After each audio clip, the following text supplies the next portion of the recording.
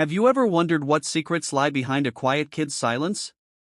The bullies mocked the poor boy, unaware that he had sacrificed his childhood to raise his little sister, until Vin Diesel appeared and changed everything. They thought Ethan Carter was just a poor, easy target for their cruelty.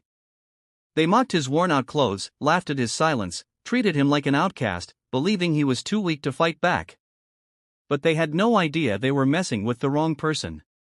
Ethan was not just a quiet student, he was a brother, a boy who had sacrificed his own childhood to raise his little sister, carrying a burden none of them could ever understand.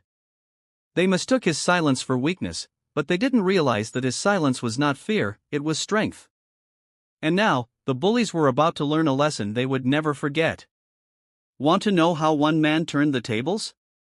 The halls of Willow Creek High buzzed with the usual chaos, lockers slamming, echoing footsteps shuffling against the tile floors, groups of students clustered together gossiping about weekend plans, upcoming tests, or whatever drama was currently unfolding in their small town. And then there was Ethan Carter. He moved through the hallways like a ghost, silent, unnoticed by most, ignored by many, and mocked by a few. His clothes always the same, worn-out hoodie and faded jeans made him stand out in all the wrong ways. His tired eyes, always downcast, carried shadows that number 16-year-olds should have. He didn't talk much, didn't make friends, didn't join in on the jokes or the banter. And for Jason Miller, that made him the perfect target. Jason was the kind of guy who owned every room he walked into. His father's money ensured that, tall, good-looking, dressed in expensive sneakers and designer jackets, he had a cocky smirk that never left his face. People laughed at his jokes, whether they were funny or not, and he had a particular hobby, finding the weakest, the loneliest, the ones who wouldn't fight back.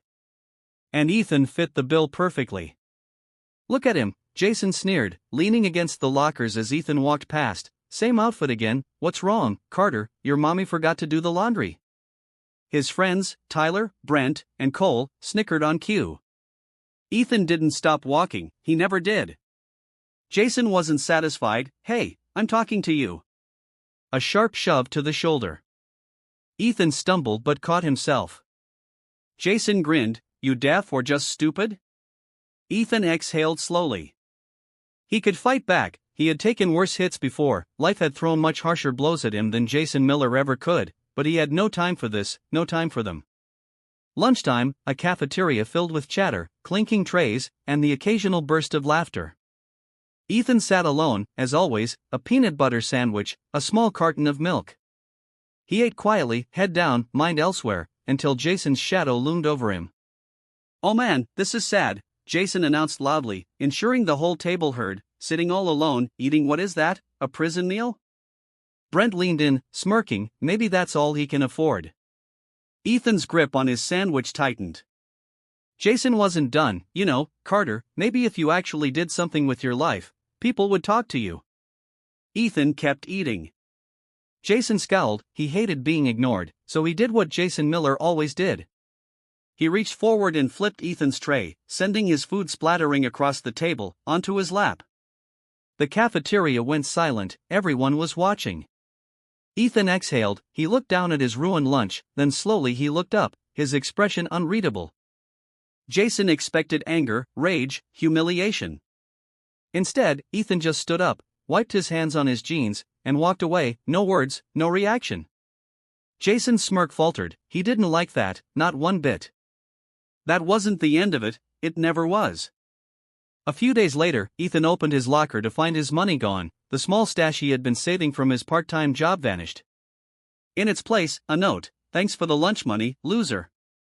Jason and his friends watched from across the hallway, laughing, nudging each other. Ethan clenched his fists.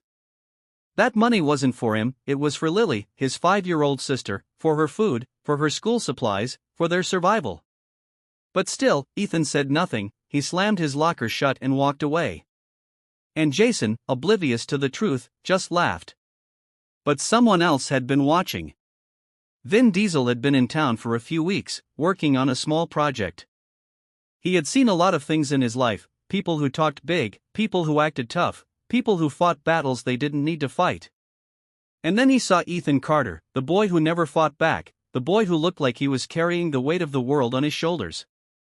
Something about it didn't sit right. So one evening, he followed him. And what he found shocked him. Vin Diesel didn't consider himself a nosy person, but there was something about Ethan Carter that unsettled him. Maybe it was the way the boy carried himself, too quiet, too tired, too resigned. Maybe it was the way those other kids tormented him, pushing, taunting, humiliating, while he took it all without a word. Or maybe it was the way he walked out of that cafeteria, shoulders stiff, face unreadable, but eyes that carried something deeper than just the usual hurt. Whatever it was, Vin needed to know. And so he followed him. Ethan left school in the same hurried manner every day, no loitering, no chatting, no wasting time at his locker. He moved with purpose, his steps quick, his head down. Vin stayed a safe distance behind, watching as the boy cut through town, slipping into side streets, avoiding the main roads where other students might see him. It was like he was trying to disappear. Eventually, Ethan reached a small, rundown house on the outskirts of town, paint peeling, the lawn overgrown, a single dim light flickering from the porch, not the kind of place a 16-year-old should be returning to alone. He unlocked the door and stepped inside. Vin waited, debating whether to leave, but then he saw something through the window that stopped him cold. A little girl, she came running toward Ethan the moment he entered, throwing her tiny arms around his waist. Ethan bent down, hugging her tightly, whispering something Vin couldn't hear. The exhaustion in his face softened into something else: love, warmth, responsibility. He scooped her up and carried her inside, kicking the door shut behind him. And that was all Vin needed to see. He had his answer. Ethan wasn't just some poor kid being bullied at school, he was something much more than that. He was a brother raising a child. That night, Vin couldn't shake the image from his mind. He had seen plenty of tough guys in his life, people who acted like they had the weight of the world on their shoulders, but none of them had actually been carrying it like Ethan was. He wasn't just surviving high school, he was surviving life. And nobody knew, nobody saw it, except now Vin did. And he wasn't about to ignore it. The next day at school, things went on as usual. Ethan moved through the hallways in his silent, invisible way. Jason and his friends, emboldened by their recent success, were already plotting their next move. Today's target: Ethan's shoes. Those things look like they've been through a war, Brent snickered, eyeing the torn-up sneakers Ethan always wore. Think he's waiting for them to fall apart completely before getting a new pair? Jason smirked. I say we help speed up the process. It didn't take much, a simple accidental trip as Ethan passed by in the hallway, sending him stumbling forward, books scattering across the floor. Before he could recover, Jason casually stepped down right on top of Ethan's shoe. A crack sounded, a sole already hanging by a thread ripped clean off. Laughter erupted. Ethan stared at his ruined shoe for a long moment, jaw tightening, fingers curling into fists at his side. But then, as always, he said nothing. He just picked up his books, shoved them into his bag, and limped away. But this time, Vin Diesel saw everything. Something inside him snapped. Enough was enough. That afternoon, as Jason and his friends sat in the cafeteria, basking in their latest victory, a shadow loomed over their table. They looked up, then immediately wished they hadn't. Vin Diesel, arms crossed, eyes cold. Jason's smirk faltered. You think you're tough, huh? Vin's voice was calm, but there was something dangerous behind it: tearing people down, making yourselves feel bigger by making someone else feel smaller? Jason swallowed, shifting uncomfortably. I don't know what you're talking about, man. Vin didn't blink. You know exactly what I'm talking about. And here's the thing, you got no clue what that boy's been through. None of you do, but I do. Brent forced a laugh. What, you his bodyguard now? Vin leaned forward, resting his hands on the table. No, but maybe he should have one. His gaze swept across them, his expression unreadable. Leave him alone. Jason huffed. Or what? Vin's eyes darkened. Or you're going to find out what it's like to be on the other side of this game you love playing. Silence. Nobody moved. Then, without another word, Vin straightened and walked away. Jason exhaled, forcing a smirk. Whatever, he muttered, but the laughter was gone, the victory, the satisfaction, it had vanished, replaced by something else, something uncomfortable. Because for the first time, someone had stood up for Ethan. And Jason wasn't sure how to handle that. Meanwhile, Ethan had no idea any of it had happened. He had spent the afternoon at work, scrubbing dishes, ignoring the ache in his feet. His shift ended late, like always, and he made his way home in the dark. But when he reached his front porch, he stopped. Something was sitting there, a box. Confused, he bent down and opened it. Inside, a brand new pair of sneakers, sturdy, high quality, better than anything he had ever owned. A small note was tucked inside, "No one fights alone." Ethan stared at it for a long time, then, for the first time in a long time, his eyes burned, not with exhaustion, not with pain, but with something else, hope. The next day, Jason saw Ethan walk into school with new shoes. And for the first time, Jason felt small. Jason couldn't stop staring. Ethan Carter, the same kid he and his friends had spent weeks humiliating, walked into school that morning wearing a brand new pair of sneakers, not the torn, barely held together pair he had been limping around in the day before. These were sturdy, clean, well-made. They didn't belong to a kid like Ethan. They didn't fit the image Jason had built of him in his mind. Jason had seen the way Ethan carried himself, how he never pushed back, how he never even tried to defend himself. He was supposed to be a nobody, a loser, someone with nothing. And yet, here he was, walking through the hallways, looking almost unshaken. For the first time since they started tormenting him, Jason felt something unexpected, doubt. Brent leaned in. "Where do you think he got those?" Tyler scoffed, "Probably stole them." But Jason wasn't convinced. Something didn't add up. He had stolen from Ethan before, he had seen what little the kid had, there was no way he had the money to buy those. Then he remembered the conversation in the cafeteria yesterday, Vin Diesel. That guy had shown up out of nowhere, defending Ethan like he knew something nobody else did. Jason didn't like it, it made him uneasy, he needed to know more. The day passed as usual, but Jason couldn't shake the feeling that there was something about Ethan that he and his friends had missed. That afternoon, instead of heading home, he did something he had never done before, he followed Ethan. Ethan left school the same way he always did, quickly, head down, moving with the kind of urgency that Jason had never bothered to question before. Jason stayed back, keeping his distance, weaving through the crowds as Ethan disappeared into the quieter parts of town. He expected the kid to go to some rundown part-time job or a crumbling apartment. What he didn't expect was to see Ethan step into a tiny, barely standing house at the edge of town. It was small, barely big enough for two people, with paint peeling from the walls and a front porch that looked like it might collapse at any second. Jason frowned. This wasn't just a bad home, it was a desperate one. He moved closer, staying low, peering through a side window. Inside, he saw Ethan drop his bag onto a chair and turn, just as a little girl came running into the room. She couldn't have been more than 5. Ethan bent down, scooping her up with ease, holding her close as she giggled against his shoulder. Jason blinked, completely thrown off. A sister? He had never even considered the possibility. He had never seen Ethan talk about family, never heard him mention parents or siblings. But now, watching him pull a small carton of milk from the fridge, half empty, with barely any food on the shelves behind it, Jason realized something horrifying. Ethan wasn't just some poor kid struggling to get by, he was raising his sister alone. Jason took a step back, his heart pounding, his mind raced, trying to process everything he had just seen. The exhaustion on Ethan's face, the way he always left school so fast, the way he never had money, the way he never fought back, it wasn't because he was weak, it was because he couldn't afford to fight back. Every dollar he earned, every ounce of energy he had, was going into keeping that little girl safe. And Jason had spent weeks making his life even harder. Guilt clawed at his chest in a way he had never felt before. He had always thought of himself as just having fun, playing around, putting Ethan in his place. But he had never once stopped to think that Ethan had bigger problems than schoolyard bullying. Jason had stolen from him, he had taken money that was meant for his sister's food, he had broken his shoes when those were probably the only ones he had.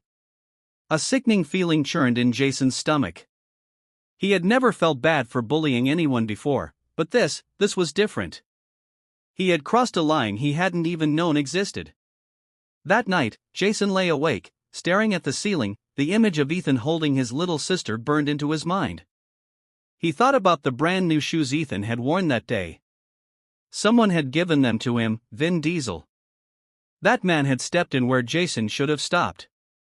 And for the first time in his life, Jason felt ashamed of the person he had become.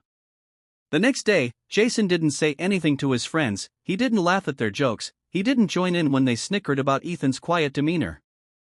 Instead, he found himself watching from a distance, observing, thinking. By lunch, he had made a decision. It wasn't much, it wasn't enough, but it was something.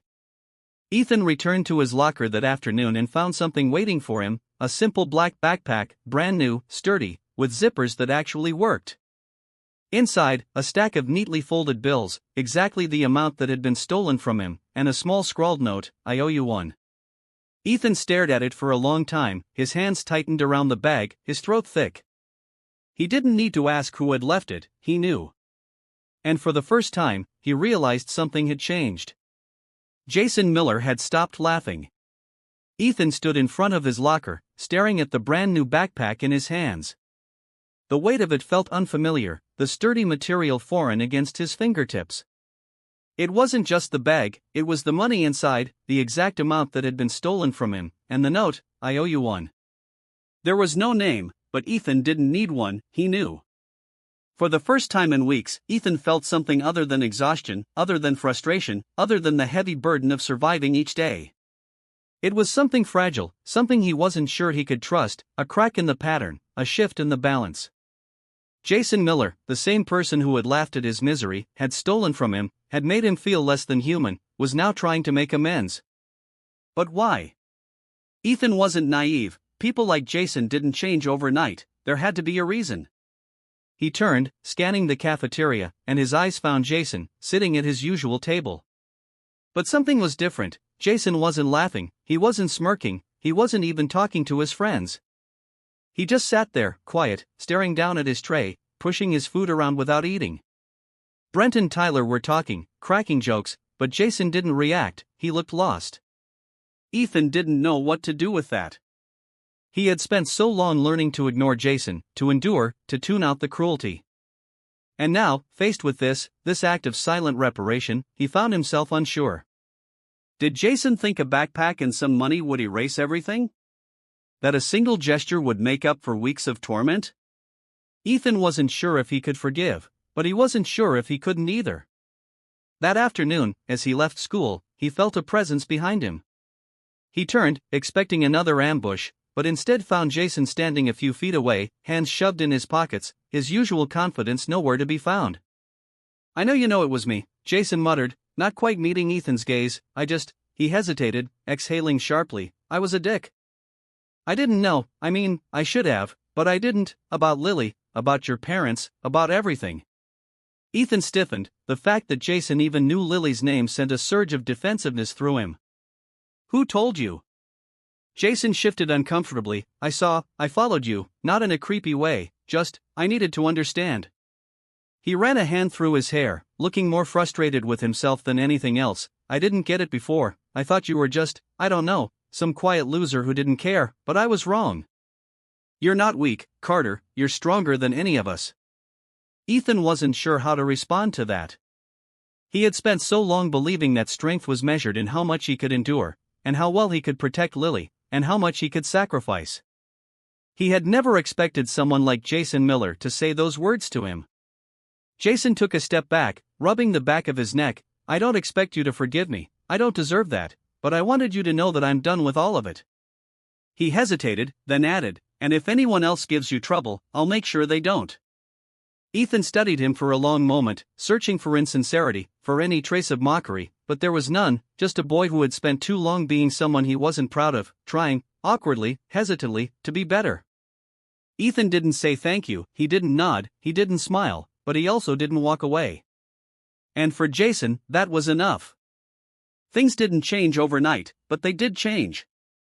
Jason stopped laughing at Ethan. Brent and Tyler followed his lead, confused at first, but unwilling to push back against their leader's sudden shift.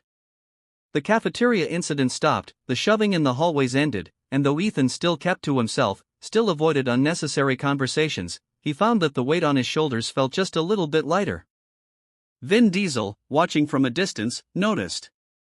One afternoon, after Ethan's shift at the diner, Vin was waiting outside. He leaned against his car, arms crossed, that knowing smirk on his face. "So," he said as Ethan approached, "I see the kid finally grew a conscience."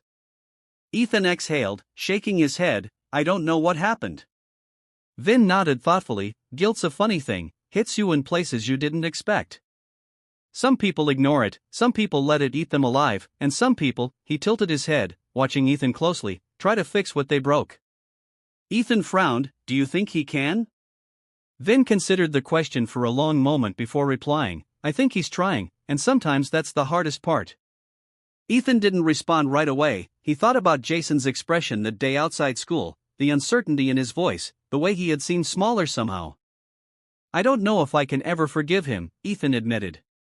Vin smiled, a little sad, a little knowing. "That's not something you owe him. Forgiveness isn't about making him feel better, it's about making sure you don't carry the weight of what he did any longer than you have to." Ethan wasn't sure if he was ready for that, but maybe someday he would be. Winter came, and with it, a new reality. Ethan still worked late nights, still picked Lily up from daycare, still did everything he had always done to keep them afloat, but things were different now. One day, he found a small envelope tucked into his locker, no name, no handwriting he recognized. Inside was a neatly folded sheet of paper. "The school's got a fund for students in need, some of us pitched in, just thought you should know, no one should have to do this alone." Ethan stared at it, his throat tightening. He didn't need to ask who had left it. A few weeks later, a scholarship application arrived in his mailbox. He didn't need to ask about that either. And when Lily came home one evening to find a brand new backpack waiting for her, filled with school supplies she had never dared to ask for, Ethan just sat on the couch, pressing his fingers to his temples, exhaling shakily. No one owed him anything, no one had to help, but they had. For the first time in a long time, he wasn't fighting completely alone. And maybe, just maybe, that was enough. Brought to you by BUP Stories.